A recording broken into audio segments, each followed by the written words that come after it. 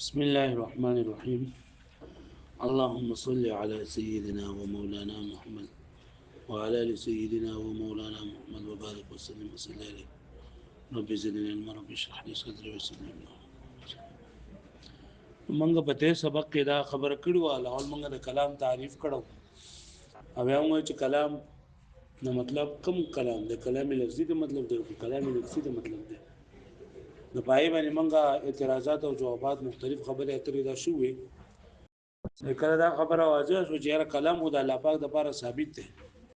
او کلام نفسي د الله پاک د لپاره ثابت دی. کلام لفظي د الله پاک د لپاره زموږ په دې باندې ثابت نه دی. لکه چې کلام لفظي دا حدیث دی. وس دا خبره کوي چې دا قران مجید چې دی کنه قران مجید چې مونږ وایو نو د دې اطلاق دا په کلام لفظي باندې کیږي. څنګه چې دې اطلاق په کلام لفظي باندې کیږي دغه شان دې اطلاق په کلام نفسي باندې هم کیږي. پوه شو مې باندې لکه قران مجید د دوه دغه دي. یو دا اصوات مع الحروف دي لکه موږ وایو څومره چې قران مجید د الفاظ دي کنه نو په دې اصوات هم د حروف بدون دي. نو کله ته موږ ګورو چې دا قران مجید دا الله تعالی کلام دی نو الله تعالی ذات قدیم دی او کلام نفسي قدیم دی. موږ دا کلام نفسي پوه شو دې منه نو او کدی ته ګورو چې دا د اصوات او د حروف مرکب دی نو دې ته موږ وایو چې دا بیا حادث دی. دې خبره باندې پوه شو یعنی د ورستو خبر د پاره دا تمهید چې کلام الهي ازلی او قدیم دی او کلام لفظي چې دا حادث دی. کلام لفظي دا سوي کلام لفظي څه ته وایي چې دا اصوات او د حروف نه جوړ وي ته کلام لفظي وایي او چې هغه اصوات او حروف کوم چې په کلام نفسي باندې دلالت کوي نه هغه ته چې دا کلام لفظي وایي. پوه شو مې باندې لکه موږ وی فضله کې زموږ خبر راشي نو فضله کې دې خبر راتللو ته دغه ته کلام نفسي وایي او چې کله بیا دې ته اصوات او حروف کې وځي کې دې ته بیا سوې کلام لفظي ورته وایي. پوه شو مې باندې نه دې څنګه چې د کلام اطلاق په لفظي او په معنی باندې کېږي دغه شان د قران اطلاق چې دا په کلام لفظي باندې هم کېږي او په کلام نفسي باندې هم کېږي. لکه مطلب کدی ته ګوري واقیم الصلاه چې دا حمزه قاف یا میم واو د دې نه جوړ دی او موږ وې دا کلام لفظي دی. او کدی ته ګوري چې د دې الله تعالی څه مطلب دی او الله تعالی څه مراد کوي نه کلام لفظي دی. نو دا کلام چې دی کنه دا مخلوق دی او که مخلوق نه دی نو دلته کې دی وای والقران کلام الله تعالی دا ذکر وای وای ولما صرح بازلیه الكلام وای کله چې دی مصنف رحمت الله تصریح وکړه چې کلام دا ازلی دی یعنی کلام چې کوم ځای الله تعالی پر ثابت دی کلام نفسي دا ازلی دی. نحاول التنبيه د تنبيه وکړه على ان پر خبره باندې چې القرآن ايضا قد يطلق على هذا الكلام النفسي القديم چې دا قرآن اطلاق په دې کلام نفسي باندې کې چې کلام نفسي قدیم دی كما يطلق على النظم المتلو الحادث لکه څنګه چې د قرآن مجید اطلاق کیږي په هغه نظم الفاظ مع حروف څنګه نظم د دې تلاوت کولې کیږي دا حادث دي. لکه پوه شو باندې یعنی قرآن چې څنګه د اصوات او حروف نه چې کوم مرکز په کلام لفظي باندې د قرآن اطلاق کیږي دغه شان په کلام نفسي باندې هم د قرآن اطلاق کیږي. فقال فرمای القرآن كلام الله تعالی غیر مخلوقین چې قرآن د الله تعالی کلام دی غیر مخلوق دی. وس دا وایي چې دا قرآن نو رسول کلام الله دا قید ولې ولګو داسې به ویلې چې القرآن غیر مخلوق داسې ویلې خو داسې ویلې القرآن کلام الله تعالی غیر مخلوق د قرآن سره د کلام دا قید دا ولې ولګو نو دی وایي چې د مشایخ اتباع کړی دا او مشایخ اتباع د ځکه کړی دا چې مشایخ چې دي کنه دا لکه وګوره قرآن دی ویلې وي نو قرآن د عام دور باندې بزین کې دغه نظم دا الفاظ راځي الفاظ مع الاصوات دا بزین کې راځي نو نه دا قرآن دا قدیره ته مراد دغه الفاظ اخلي نو بیا خو هغه حادث دی ځکه چې هغه قدیم نه دی هغه د الفاظ او د اصوات نه مرکبي د حروف نه او د اصوات نه مرکبي نو هغه قرآن کم چې د الله تعالی کلام دی هغه غیر مخلوق نو کله کلام الله سره دا د قرآن سره د کلام الله دا قید دی لګولې نو بیا بل دینه په ځین کې ډایرک دغه قرآن چې کوم ځین ته راځي هغه دغه الفاظ او اصوات وي او هغه حدیث د ټولو په نسبت حنابلہ هغه وی چې دا دا نه دي لکه پوه شوې په دې باندې په دې باندې پوه شوې خاجي بل ادم ده چې دویم دا ده چې حنابلہ هغه دي چې دا کوم چې د قران د نظم مطلوبي کنه دغه قدیم نه خبره غلطه ده حنابلہ ودول زه خو آی کلام کم کلام نفسي دا قدیم ده کلام لفظي دا چې دا حدیث ده او دویم دا ده چې په حدیث اتباع کړی دا چې په حدیث کې دا ټکی سره غل القرآن کلام الله تعالی غیر مخلوق او دریم نمبر دا ده چې دا کوم چې مشهور اختلاف د خلکو په منځ کې درشه ویلې نو هغه دا چې قرآن دا مخلوق دی او غیر مخلوق دی نو دی وجنه دې مسلې ته مسأله د خلق القرآن ویل کېږي نو هغه چونکې په خپل الفاظو کې دغه استعمال کړي نو هغه دغه د دې وجنه دا ذکر کړي پوه شو به معنی اوس وګوره قال فقال فرمای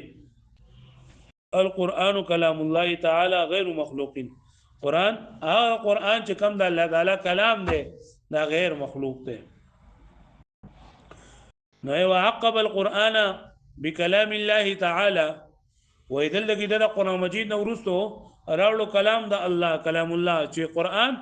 دا غیر مخلوق دی خو قرآن قرآن چې کوم کلام الله دی لما ذكر المشائخ من أنه يقال ځکه چې ذکر کړي مشایخ چې هغه بداوي القرآن کلام الله تعالی غیر مخلوق نو دا نه مشایخ اتباع کړی دا چې مشایخ په خپل الفاظو کې او به आवाज قرآن د سینې چې قرآن غیر مخلوق دی بلکې القرآن کلام الله تعالی غیر مخلوق نه غوي چې دا هم دا اتباع وکړه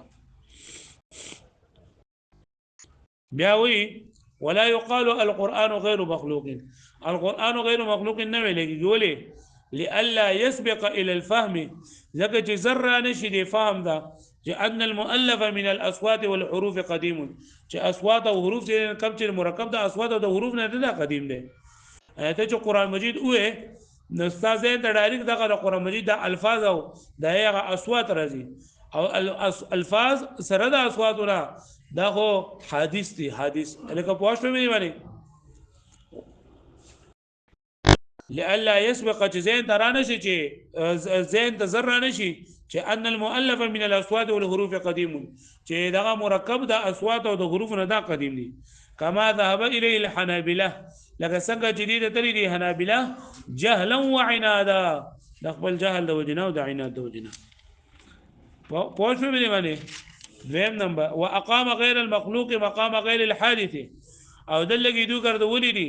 غیر مخلوق لره فزيد غير حادث باندې تنبيه على اتحادهما نو دري وجه چې د وجه ذنبي چې راځ باندې یعنی کلام لفظي او کلام نفسي دي او دویم نمبر چې مصنف رحمه الله عليه قرآن كلام الله ویل دي وقصدا الى جري الكلام على وفق الحديث چې مصنف رحمه الله عليه د وجه د قصد دنا چې دا قصد کړی دی چې جاری کړی دی خپل کلام په حدیث موافق حيث قال عليه الصلاه والسلام چې پیغمبر سلام فرمایل دي القرآن كلام الله تعالى غير مخلوق ومن قال انه مخلوق فهو كافر بالله العظيم چې چا دا وایي چې الله تعالی دا کلام نفسي دا دغه حادث دا مخلوق دی نو دی کافر کیږي پوه شو مې باندې دغه چې مخلوق دی دا حادث وي او دا الله تعالی دا چې دا سره قدیم دی دریم نمبر وتنسيسا على محل الخلاف او د بار د تصریح کولو مصنف رحمه القرآن كلام الله تعالی غیر مخلوق دی د بار د تصریح کولو على محل الخلاف دا محل د اختلاف بالعباره المشهوره بين ما بين الفريقين چې د فریقین په میس کې جنن دا مشهور عبارت ده پوجو فریقین لکه کوم اهل سنت والجماعت او المعتزله هغه د قرآن مجید په اړه کې کوم خبره کوي او کوم اختلاف ته هغه د قشاندوی نو د مصنف رحمه الله ذکر کو وهو ان القرآن مخلوق او غير مخلوق چې قرآن دا مخلوق دی او غیر مخلوق دی ولهذا تترجم هذه المسألة بمسألة خلق القرآن وإذا دي ودنا دي مسألة تنمر قوليگي دا مسألة خلق القرآن إلا پوښو به دی باندې وځ دی وی کنه چې زمونږه د معتزله سره چې کوم اختلاف ته چې قرآن مخلوق دی او غیر مخلوق دی نو دا په دې حقیقت کې لکه دا نه دی چې لکه چې دا قرآن مخلوق دی او کنه او اصل کې خبره چې نه کنه دا په دغه کې ده دا کلام نفسي کې ده پوه شئ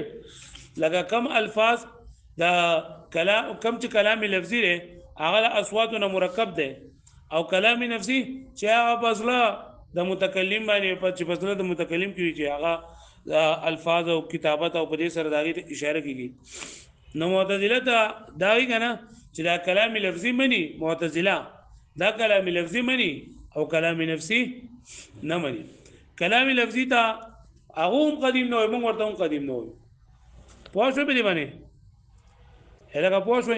هغه کلام نفسي اومنو نو راو پرې کې بیا دا نشته ده هغه بیا با قدیم مني او اصل کې اختلاف په دای کې ده چې موږ وایو کلام په دوه قسم نه یو کلام لفظي دی او کلام نفسي دی کلام لفظي دا حدیث ده او کلام نفسي دا سره او هغه دا کلام نفسي نه مني و تحقيق الخلاف بيننا وبينهم زمنګ دا او په منځ کې اختلاف يرجع الى اثبات الكلام النفسي ونفيه دا راځي چې ثبوت کلام نفسي شته او کنيشته والا فنحن لا نقول بقدم الالفاظ والحروف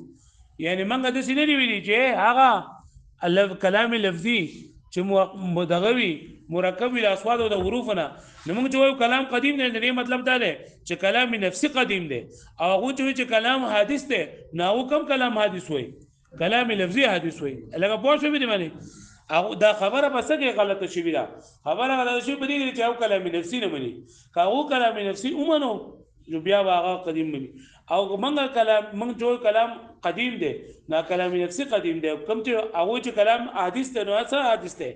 کلام لفظي حدیث دی لکه پوه شو به معنی نو هغه کلام نفسي ومنو بیا اختلاف نشته وهم لا يقولون بحدوث الكلام النفسي هغه نه وای چې دا کلام نفسي حادث دی ودلیلنا ما مر او زمونږ دلیل چې کلام لفظي کلام د الله تعالی لپاره ثابت دی او د الله تعالی لپاره ثابت دی نو الله پاک قدیم دی نو هغه کلام نفسي به هم قدیم وي او زمونږ دلیل یو اجماع په خبره باندې مناقض ده او بل دغه تواتر د انبیانو په خبره باندې راغله بل الله تعالی چې دا متکلم دی او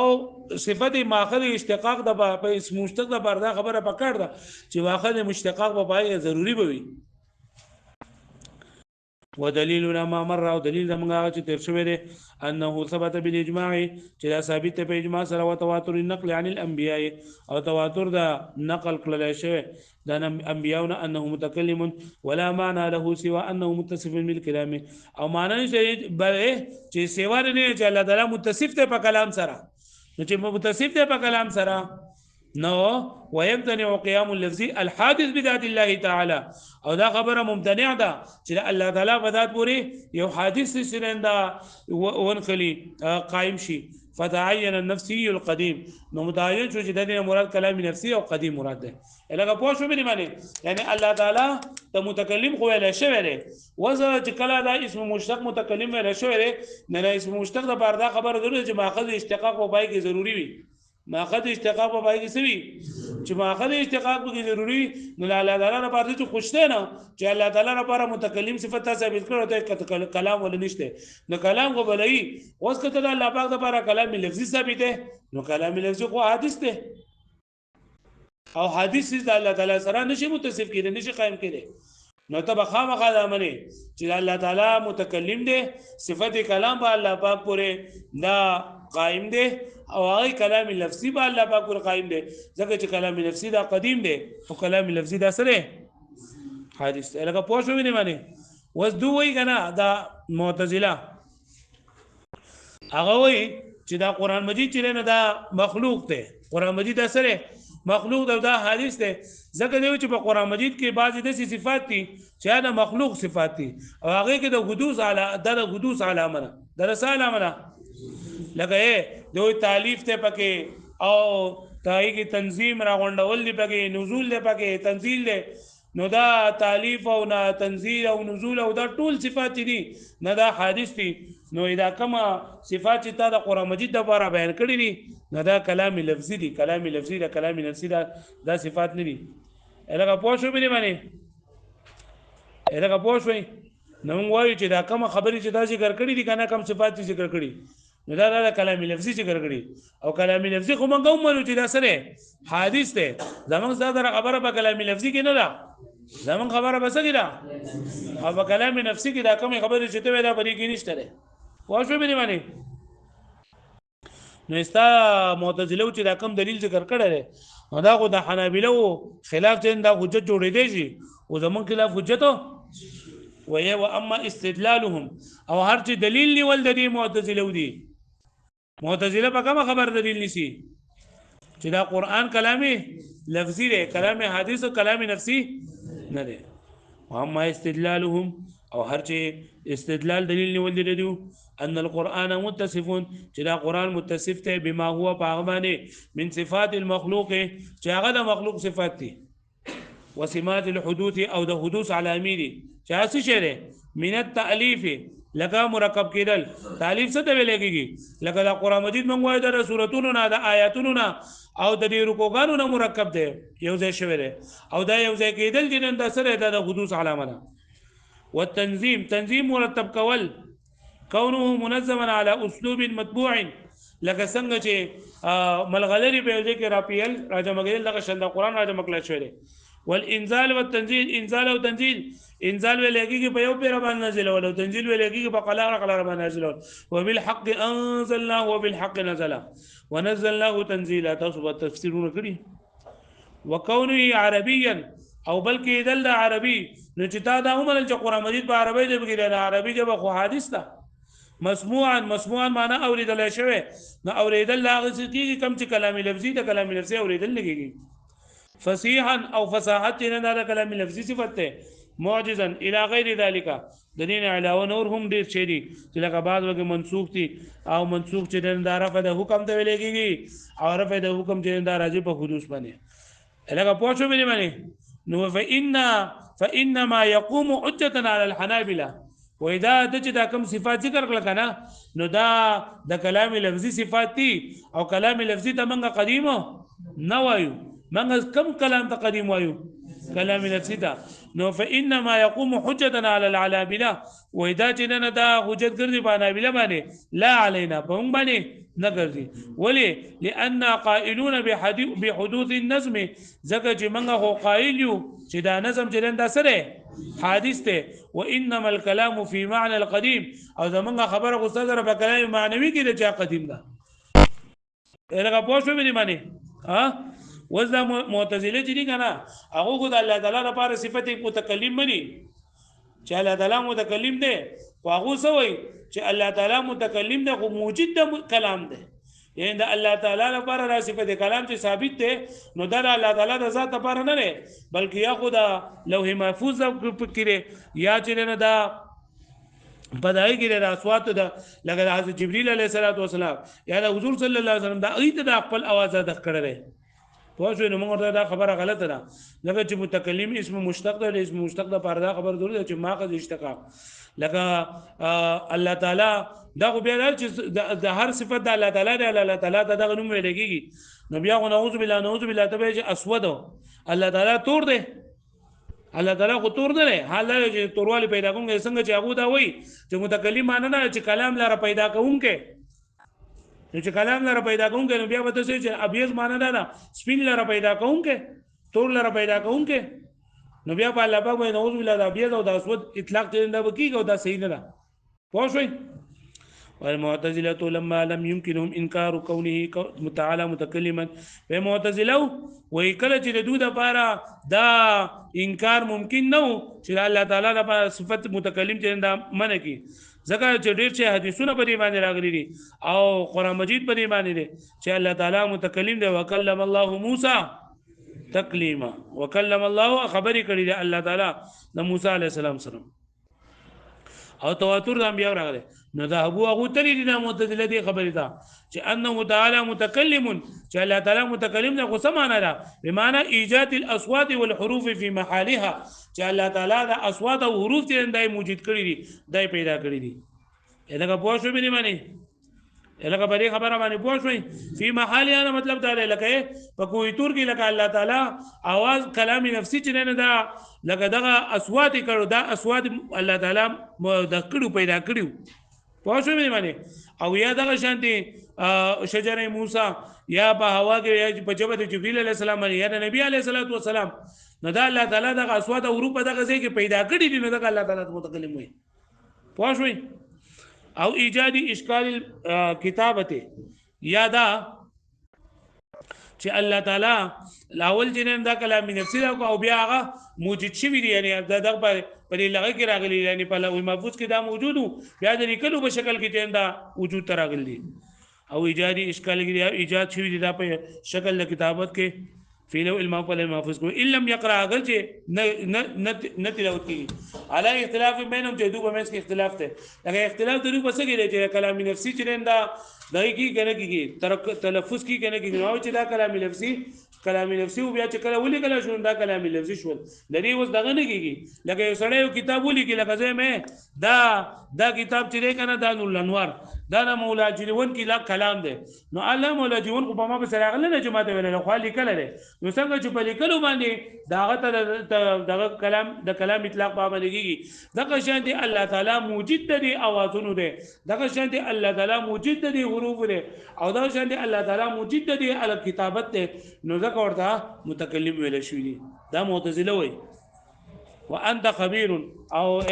وای دا جواب ورکړي جاء الله چې لکه تا ته خبرې پته ده چې متحرک اچا دوی چې کم په خپل باندې بذات متحرک وي دا نه چې حرکت پیدا کړی دی چې ته متحرک څه کوي